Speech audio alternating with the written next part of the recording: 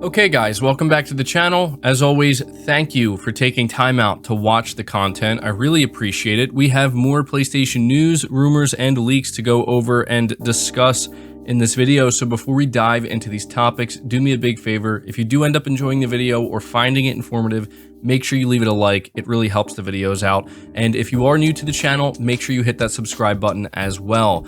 The first topic we're discussing is Sony seemingly getting very close with FromSoftware. Now, obviously, Sony has always been close to FromSoftware. They've been very good partners throughout the years and throughout the generations, but with all this talk of acquisitions and who Sony's going to get next, we have Sony coming out saying themselves that we can expect more acquisitions. We have the likes of Jeff Keighley taking to Twitter letting us know that, yeah, there are some pretty big deals that are in the final stages that we will likely learn about in the coming weeks and months.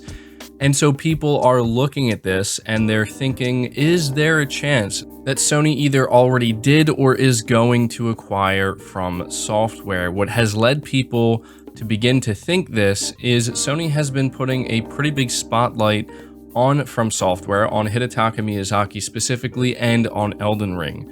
Now that right there is why there are also many people who think that we're just looking into this too much, which I do agree we likely are, but it's hard not to considering the way things have been going lately.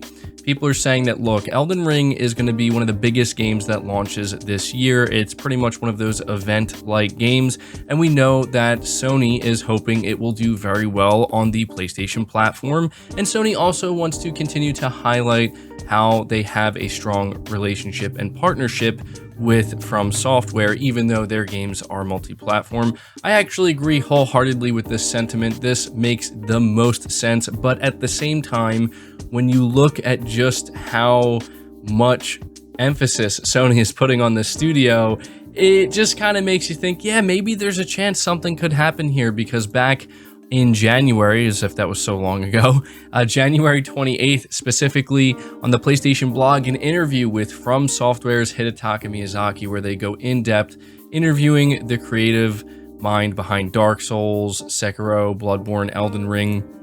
And then just yesterday, we have another blog post where ahead of Elden Ring, Santa Monica Studio, Insomniac Games, Naughty Dog, and more reflect on their most memorable enemy encounters. And people are looking at this and they're thinking, wow, Sony is getting their first-party studios to talk about FromSoftware's past games, specifically focusing on the bosses. And so, yeah, it's kind of understandable why people would look at this and think, is Sony trying to hint at something? Now, I don't think so. I think that buying FromSoftware would be a pretty complicated thing, honestly. FromSoftware is not independent. They can't just be bought up at like an independent studio. They're under Kadokawa, and we know that Sony invested in Kadokawa, but that's pretty much all we know. Some people are thinking maybe Sony is planning to acquire the entirety of Kadokawa. It's difficult to say if that's something Sony would do. We know that they did invest in the company, so we know that there is interest there. We know that they have a very close working relationship with FromSoftware. And so with this in mind, it is understandable why I think people at this given time would kind of look at this and be like, is Sony hinting at a possible acquisition? When you have Jim Ryan coming out saying, yep, we're making more acquisitions, you can expect more. You know, Sony has a lot of money left to spend on acquisitions. You have the likes of Jeff Keighley, as I said, coming out and basically saying, yeah, there are some big deals that are in the final stages.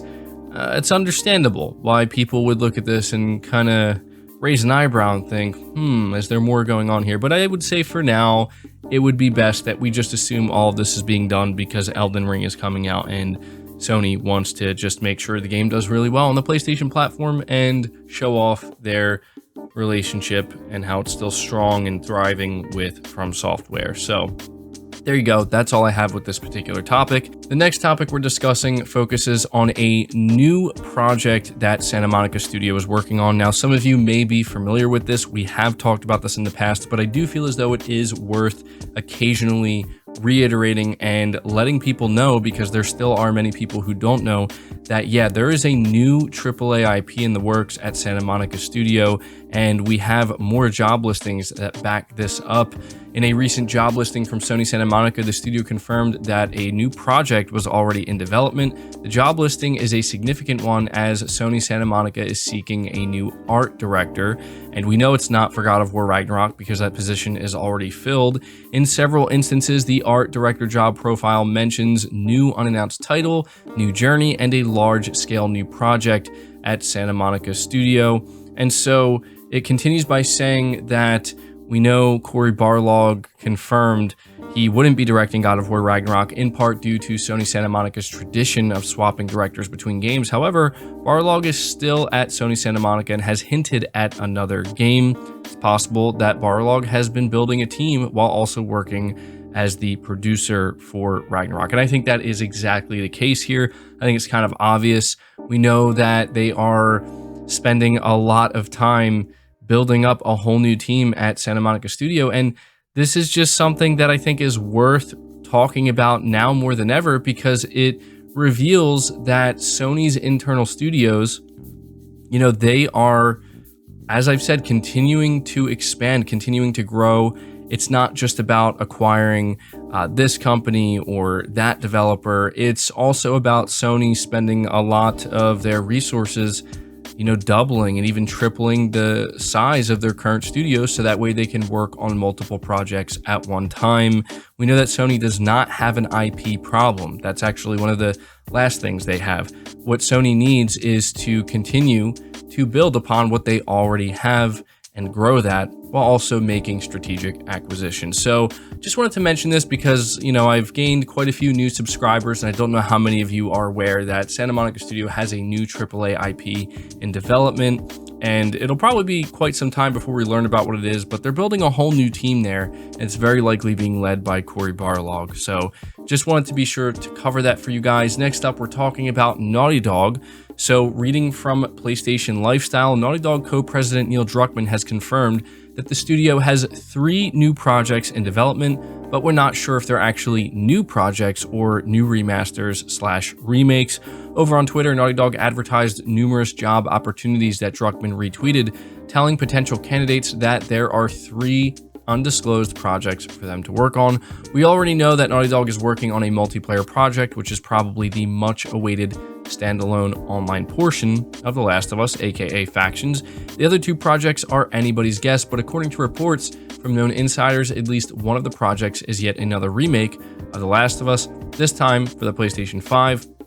And so we've also heard rumors of a Last of Us Part 2 director's cut. So this is something that a lot of people have been paying attention to, and it wouldn't surprise me at all if the 3 games that Neil Druckmann is listing here are those 3 titles: The Last of Us Factions multiplayer game, The Last of Us PS5 remake, and The Last of Us Part 2 director's cut. Now, the one thing I do want to say here is he might not be talking about The Last of Us Part 2 director's cut. He could be alluding to a whole new project that they are working on, because I feel like it just doesn't really make too much sense for Naughty Dog to be looking for new hires to work on The Last of Us Part 2 director's cut specifically. I feel like that's something that is either already finished or in the very final stages, and it just wouldn't make that much sense to me. I could be wrong, but I do think that one of the games he's hinting at here is their new project, whatever that may be. It could very well be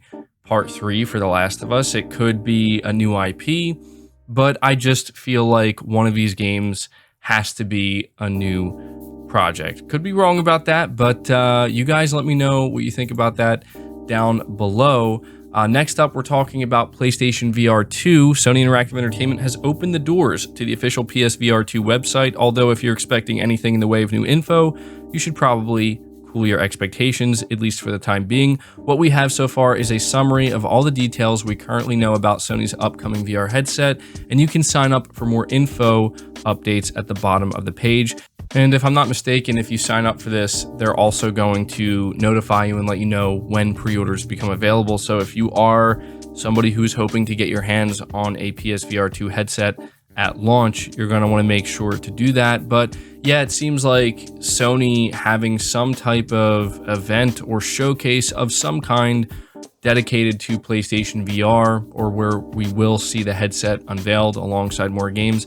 I think it's right around the corner, and I think them kind of putting up the website and making it public is indicative of that.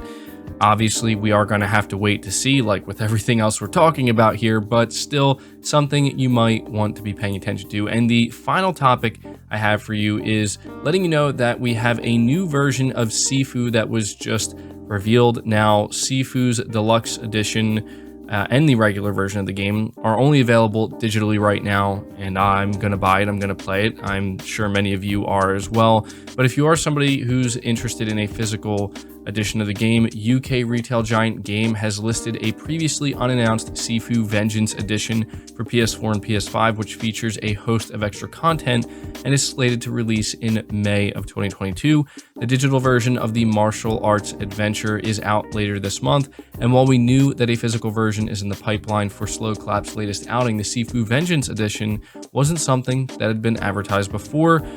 What you'll get is a copy of the game for your platform. You receive a steelbook, 3 lithographs, 48-page art book, and digital soundtrack. Yeah, you know, if this is something you're looking forward to, I'm probably going to pick this up. I'm going to play the game digitally at first, obviously, but you know, for me, I like having physical copies of games, and SIFU is definitely a game that I would like to have a physical copy of. So there you go. We have SIFU Vengeance Edition, but that's going to do it for this video, guys. I hope you did enjoy it. I hope you did find it informative. Again, if you did, leave it a like, subscribe if you're new, hit the bell notification icon, and feel free to share this video out on top of all that. But until next time, guys, take care.